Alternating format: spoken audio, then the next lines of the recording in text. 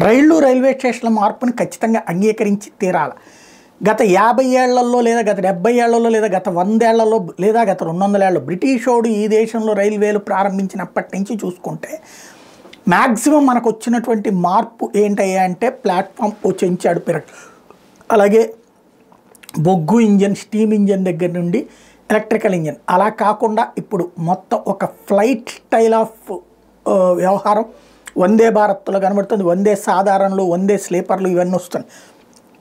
ఇవన్నీ ఒక ఎత్తు. వీటికి తోడుగా ప్రతి రైల్వే ప్లాట్ఫామ్ వృద్ధులు విలవిలలాడేవాళ్ళు, అదే సందర్భంలో ఒకప్పుడు రైల్వే స్టేషన్లోకి వెళ్ళాలి అంటే గిలగిలలాడే సిచ్యువేషన్ నుంచి ఇవాళ ప్రతి ప్లాట్ఫామ్కి ఏదైతే నడిచే మెట్ల దగ్గర నుంచి కదిలేటటువంటి లిఫ్టుల దాకా ఏర్పాటుతో పాటుగా ఎలక్ట్రిక్ వెహికల్స్ దాకా అనేక నడుస్తున్నటువంటి రోజులు. ఇంకా మార్పు చాలా అవసరం ఉంది. అక్కడ అవసరంలో 30% తీర్చారనుకోవచ్చు, బట్ మార్పులు జరుగుతున్నాయి. అదే సందర్భంలో ఇంజన్లకు సంబంధించి కూడా ఇప్పటిదాకా ఉన్నటువంటి ఎలక్ట్రికల్ స్థాయి నుంచి ఇప్పుడు హైడ్రోజన్ స్థాయికి తీసుకువెళ్తున్నారు.